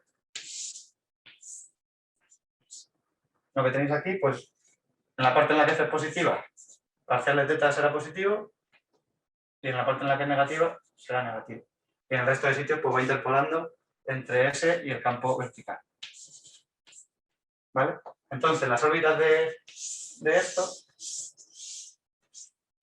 son, como veis en las siguientes figuras, pues si el radio es cercano al borde, al 1 y al 3, si el R es cercano al 1 o a 3, estamos por aquí, y yo rompo este cilindro y lo abro, me van a quedar órbitas que entran por un lado y salen casi por el mismo sitio. Giran un poquillo, de hecho giran, se meten y luego salen, se hacen así todo el rato.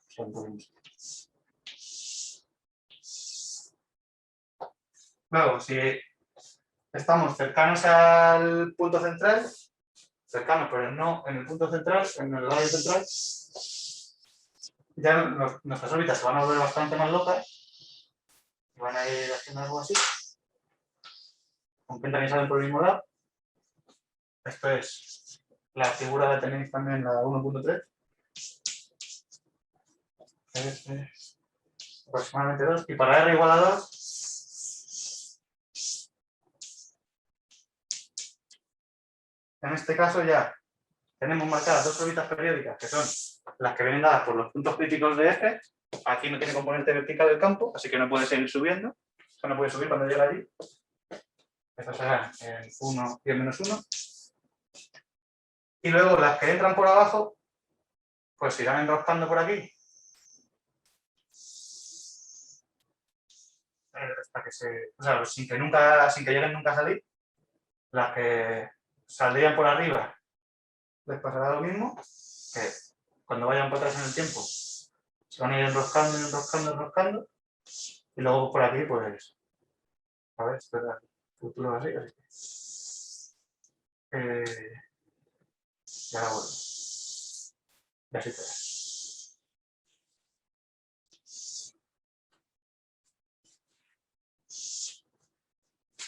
Vale, ¿se entiende hasta aquí de momento? ¿Alguna duda con esta construcción?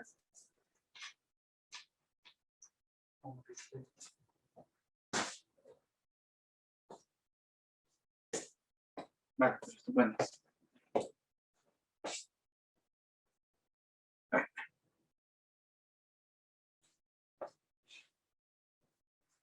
Pues bueno, esto en el dibujo que tenéis ahí en la figura 1.4, la que estará enseñando Fran, si veis los puntos que entran por la zona roja se quedan atrapados, las zonas azules son órbitas periódicas y ya está, y por el medio son órbitas normales y ya está. Entonces las únicas órbitas periódicas que tenemos ahí en ese plug son las dos órbitas azules que están a altura 1 y -1 y a radio 2. Y dices, vale, ¿qué podemos hacer con este plug? Pues este plug, la idea es que si yo tengo un flow box, o sea, yo tengo una órbita periódica. Voy a hacer un dibujo.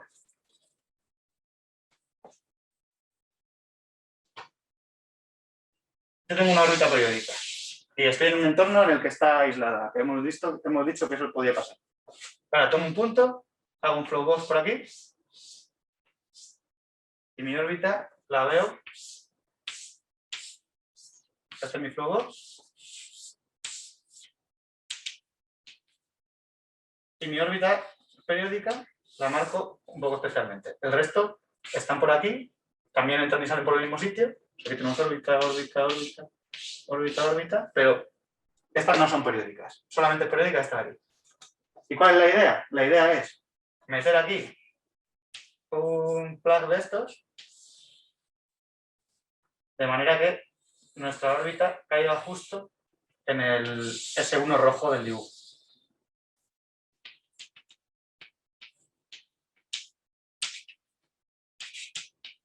Y así que pasará que cuando yo meta uno de estos, si yo ahora hago lo de antes de quito este, cojo W, X y lo cambio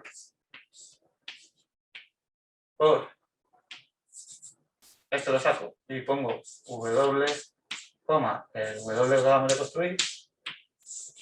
¿Qué va a pasar con esta órbita que entra? Pues esta órbita que entra se va a ir espiralando hasta la órbita periódica del flujo de Wilson. Y aquí tenemos esta otra órbita periódica del flujo de Wilson. Y me diréis, pues vaya, es un normal, has cogido, tenías una órbita periódica y has conseguido dos. Esto es como la hidra. Si cada vez que consigo una órbita periódica la rompo en dos, estamos dados. Pero ¿cuál es la ventaja de esto? La ventaja de esto es que estamos en algo controlado, estamos en RN, en lo que decía Fran todo el rato. Hemos convertido un problema global en un problema local. Así que ahora lo único que tenemos que hacer sería conseguir romper estas órbitas. Esto es lo que hemos hecho en dimensión 3. Ahora, este plug es útil en dimensiones superiores si lo generalizamos un poquito. Vamos a hacerlo. En dimensión 3 esto no nos sirve para resolver la conjetura de Weinstein. O sea, de Weinstein no, de Seifert. Pero nos sirve para localizar el problema. Así que bueno, tampoco está tan mal, pero en dimensiones superiores lo resuelve totalmente. Entonces, el teorema de Wilson, uno de los teoremas que muestra,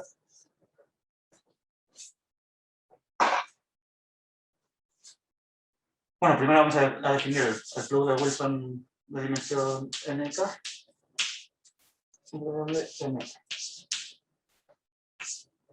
El conjunto, la variedad WNK va a ser 1, 3, como antes, con la coordenada radial, por el toro de dimensión K, de coordenada θ, de coordenada Z1, Z2, Z3, por R, n menos K menos 2, de coordenada X, por menos 2, de coordenada Z. Vale, entonces, sea F un campo en X de... O sea, un campo en el toro de dimensión K por R n menos K menos 2 y definimos W n K de F, que es el campo, la G de antes, por parcial de Z, igual que antes, más F por F. Estas Fs, lo mismo, están extendidas de manera que restringidas aquí son constantes. O sea, no dependen de estos parámetros, solamente dependen de R y de Z. Vale, entonces ahora, ¿qué sería interesante? Sería interesante que para dimensiones... O sea, ¿cuál es el problema? Que K no puede tomar cualquier valor. K tiene que ser como mucho n-2.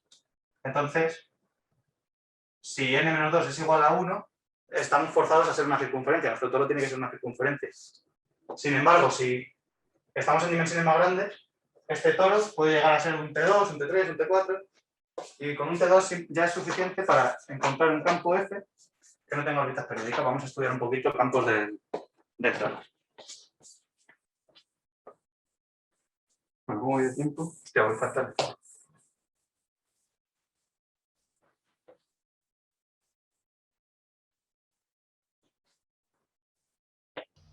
Una cosa, ¿puedes repetir por qué pega bien la construcción que has hecho para quitarte la órbita periódica? La construcción que he hecho para quitarme la órbita periódica. ¿Te refieres a la parte en la que... O sea, yo tengo... La construcción en la que la has partido utilizando el de Wilson. Vale. Tengo aquí el plug de Wilson, ¿vale? Lo voy a dibujar aquí en grande.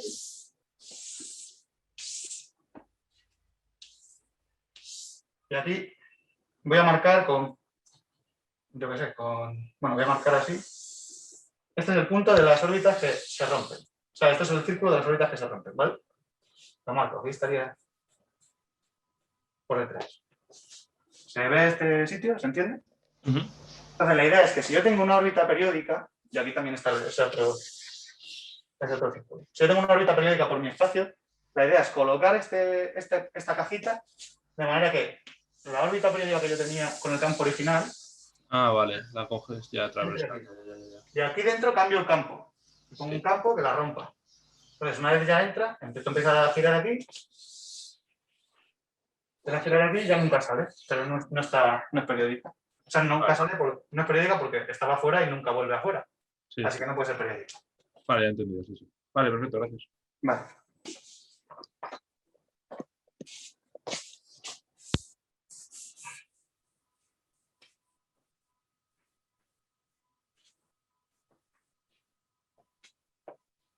Pues para no enrollarme mucho, porque no voy muy en el tiempo, simplemente deciros que cogemos en el toro, en T2, dibujado así con un cuadrado. Cogemos un campo, o sea, podemos tomar campos cuyas órbitas sean rectas. Entonces, esas rectas serán algo así y pueden ser periódicas o no. Van a ser periódicas si solo si la pendiente es racional. M pendiente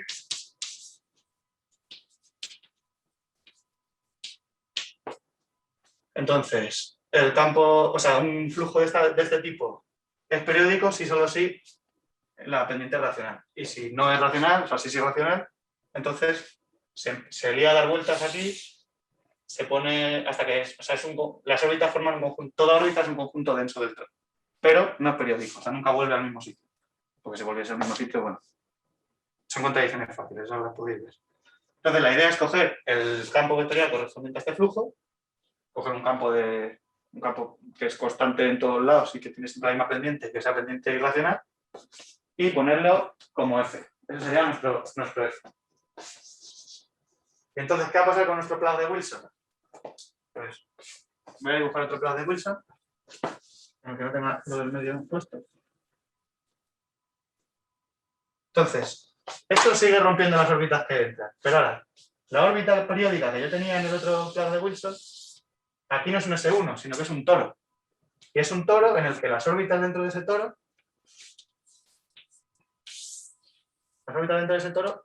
nunca son periódicas, harán todos los raros que quieran y todos los pesados.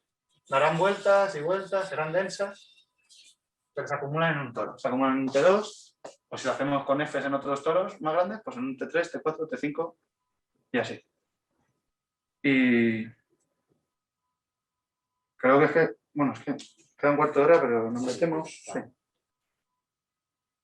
Vale.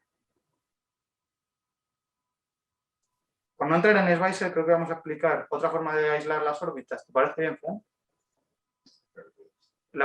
Con plug de Wilson, aislar órbitas con plug de Wilson, que es lo que hace en su paper. Por si no se han creído mucho lo del tema de por coger una órbita sin un campo hiperbólico. O tiro con Schweitzer. Claro, por eso.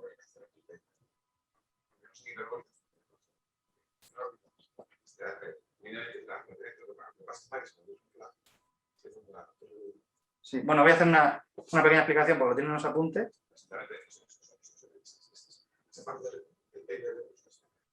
Sobra, ¿no? Bueno, vale. Bueno, pues entonces aquí tenéis un trozo en el que se demuestra de otra forma que hay órbitas periódicas, o sea que las órbitas periódicas se pueden asumir que son aisladas, y es simplemente pues, cambiar el rectángulo de antes por un rectángulo para que en vez del campo ser así, que sea un campo de manera que las órbitas sean de este estilo. Todo lo que está por aquí es absorbido. Y entonces, si las órbitas no fuesen aisladas, si tuviera un conjunto denso de órbitas por aquí, pues las meto aquí para que se rompan todas y se me quede solamente en dos. ¿Vale? Una aquí y otra por aquí. Por eso, que no es muy necesario. Vamos a empezar con el plot de Schweitzer. Si hay dudas con el... Bueno, esto es lo que hemos demostrado, no lo he dicho. Lo hemos demostrado que en cualquier variedad de dimensión mayor que 3 existe un campo diferenciable sin órbitas periódicas, porque es el de coger y quitar el plug de Wilson y meterle el plug de Wilson con el campo de Wilson. Y entonces ya rompe todas las órbitas periódicas y las órbitas periódicas que teníamos antes en la dimensión 3 ahora no son periódicas.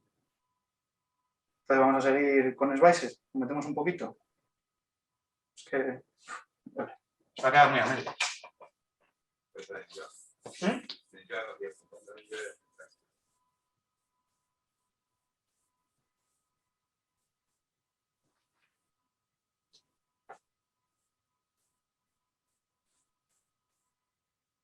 Entonces, básicamente estamos a tiro de piedra de conseguir aislar las órbitas periódicas, pero todavía vemos que no es fácil del todo. Entonces, una cosa que podemos hacer es que si tenemos, vamos a empezar con Schweitzer.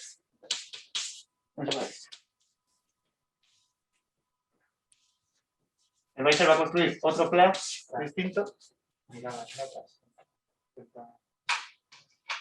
Schweitzer va a construir otro plug distinto en el que, bueno, se va a cargar esa órbita periódica. Entonces, sea n, una variedad conexa,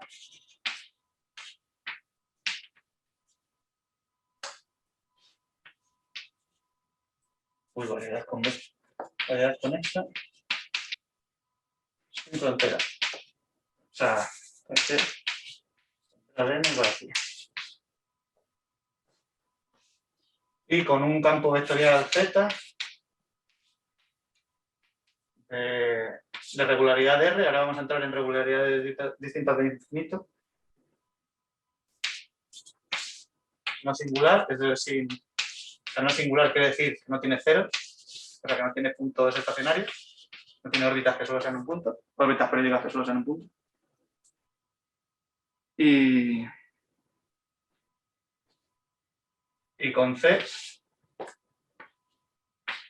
contenido en N, un conjunto invariante, conjunto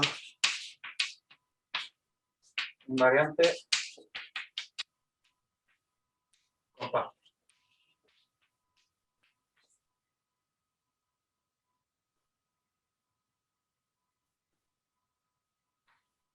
O sea, entonces,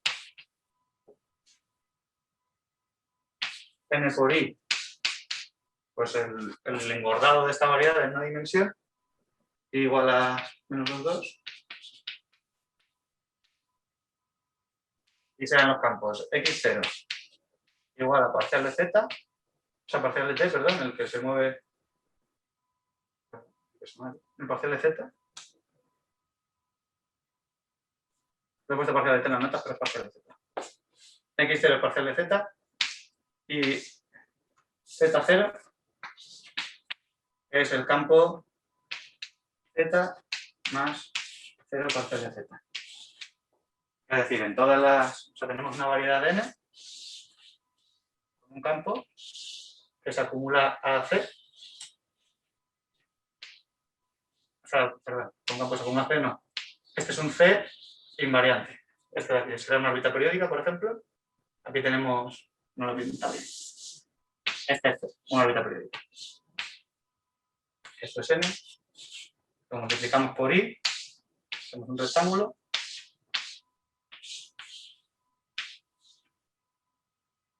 Y y el campo Z0 es el campo que va a hacer todo el rato en cada uno de los niveles lo mismo que hace aquí, y el campo X0 es el campo vertical. Entonces, un lema fácil es que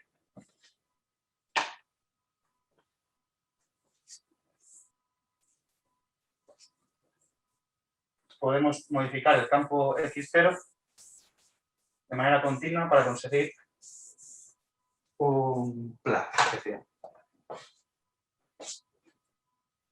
Lema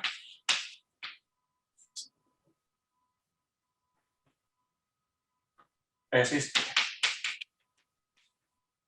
una homotopía CR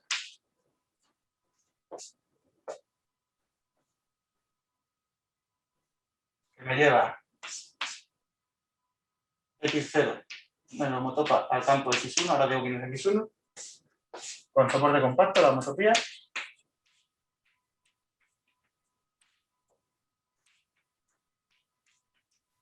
Soporte compacto en n por el interior del intervalo.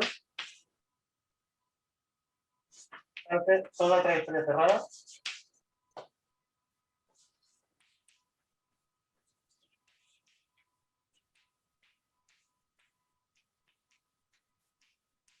de X1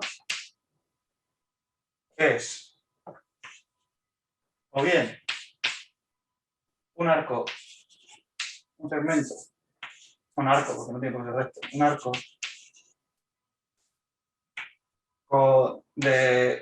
que salga de n-2 a n2, es decir, una trayectoria de este estilo, empieza, o sea, sale por aquí y entra por aquí, una trayectoria de este estilo, esas son cerradas, o dos, una trayectoria cerrada de Z0 en niveles contenida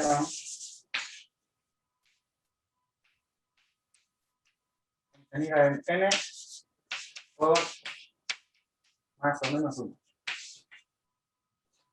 Es decir, voy a dibujarlo más grande a lo mejor. Un plug de Wilson sería algo como este estilo. Es un campo del tipo X1.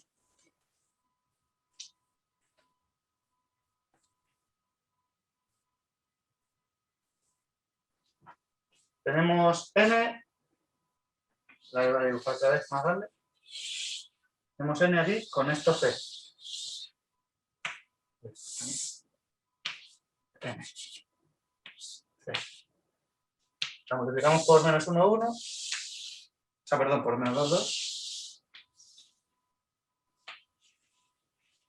Y marcamos los niveles 1 y menos 1.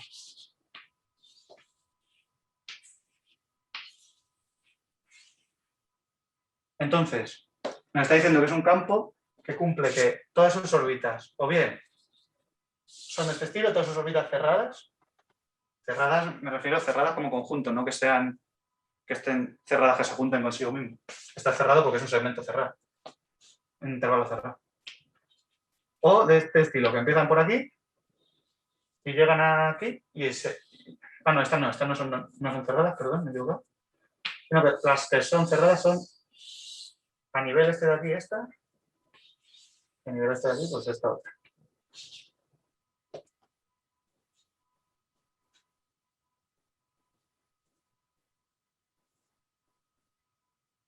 No sé si definir bien esta situación.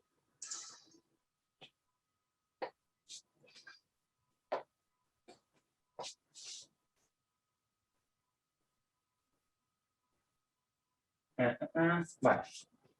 Pues voy a seguir. ¿Y esto cómo se demuestra? Esto es muy sencillo. Simplemente lo único que hay que hacer. Básicamente te está diciendo que puedes deformar el campo vertical en un campo de esta forma.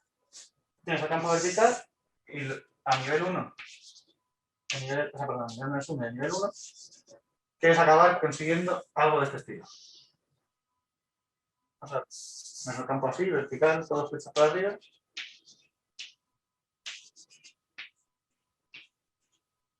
Y entonces, bueno, voy a hacerlo de otra forma.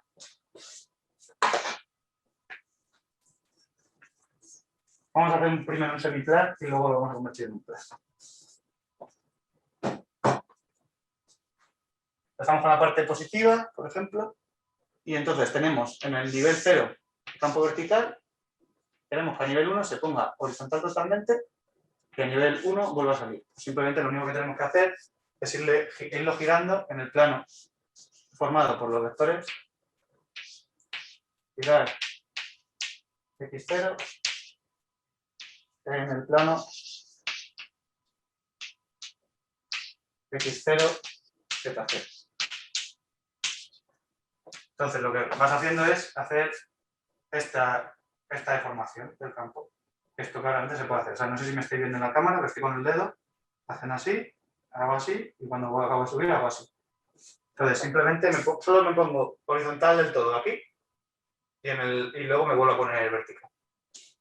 Y ahora lo que hago es, cojo eso, lo pongo boca abajo, y consigo un plan de esta forma. O sea, lo que hago, el movimiento sería ahora, empiezo desde abajo del todo, estoy en la cámara, empiezo desde abajo del todo, muevo el dedo, o sea, muevo el vector, lo vuelvo a girar, y ahora lo giro por otro lado, y sigo.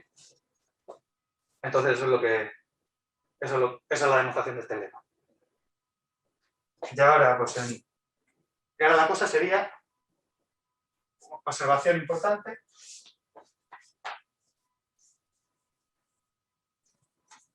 queremos ahora utilizar esto para resolver el problema de la conjetura de Seifert en dimensión 3.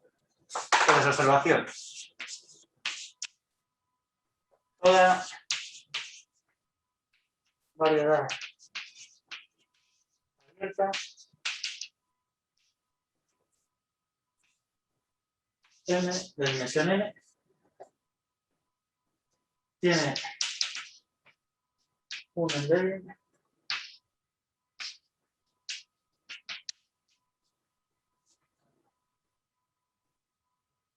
o sea, esto existe un embedding, más bien. Sea n, variedad abierta de dimensión n. Entonces, existe un embedding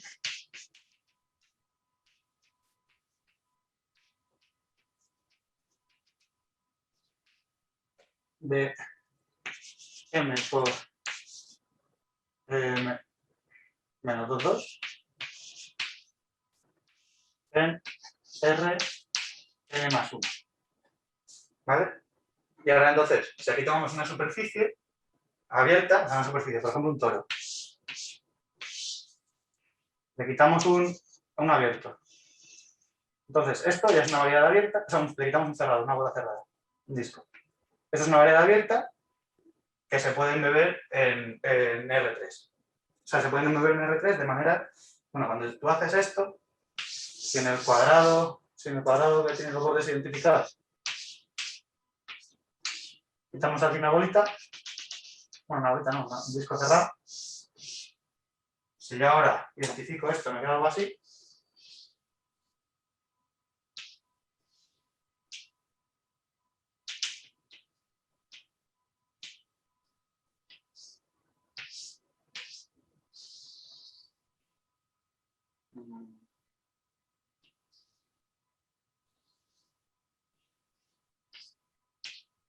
Me queda algo así, se ve, ¿no? Esto es el borde identificado. Ya tendría que identificar estas dos, entonces me va a quedar una cosa de este estilo.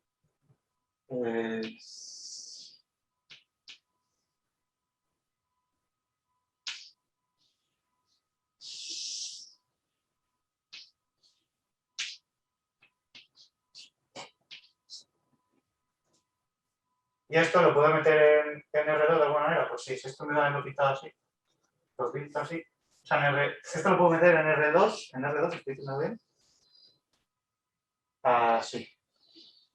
Lo que pasa es que no es un embedding. Me queda aquí un crucecito. Cojo donde se solapan, no sé si me entiendes. Cojo donde se solapan y la empujo una parte para arriba y otra para abajo, entonces ya es un embedding en R3. Y ahora están lo suficientemente separadas como para poderle meter un intervalito arriba y otro intervalito abajo, y me queda algo de este estilo. Ahora, si yo encuentro entonces un campo aquí que no sea, que no tenga ninguna órbita cerrada, ninguna trayectoria cerrada, habré acabado, lo habré conseguido. Porque pongo un plug con esa forma, lo meto y como no tiene órbitas cerradas, pues todas las órbitas que son cerradas son de este estilo. O sea, son arcos que entran y salen. Así que habría terminado. Sin embargo, hay una triste noticia. Esto se puede borrar. Y es que hay un teorema de Schwarz que dice que básicamente los únicos conjuntos minimales que puede haber en una desvariedad. Teorema Schwarz.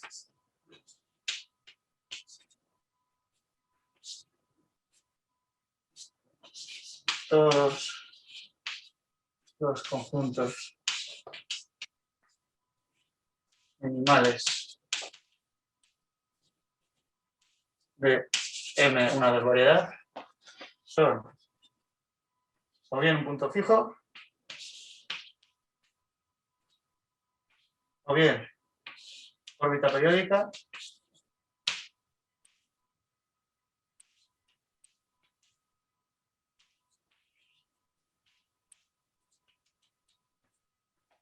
o bien todo M. Y esto solo pasa cuando M es el toro. Entonces, de hecho, el caso de la pendiente irracional. Así que, pues bueno, no tenemos ningún destino, pero la cosa es que entre las hipótesis que no he escrito, he metido, esto no es verdad del todo, todos los conjuntos minimales de M2 son de esta forma si el campo en el que estamos hablando es de regularidad 2. Entonces, mañana, porque ya no da tiempo más, yo de hecho ya me estoy pasando, construiremos un campo en M, que no va a poder ser de regularidad 2, pero que no tendrá ningún conjunto minimal. O sea, los conjuntos minimales están contenidos en los conjuntos singulares. Lo hemos definido al principio. Entonces vamos a encontrar un campo cuyo conjunto minimal no es ni M, ni una órbita periódica, ni puntos fijos. Entonces lo vamos a poder meter aquí en este lema y habremos acabado. Y mañana vemos la construcción de Denjoy, por si queréis, de Denjoy, por si queréis irla viendo. Se escribe D-E-N-J-O-Y.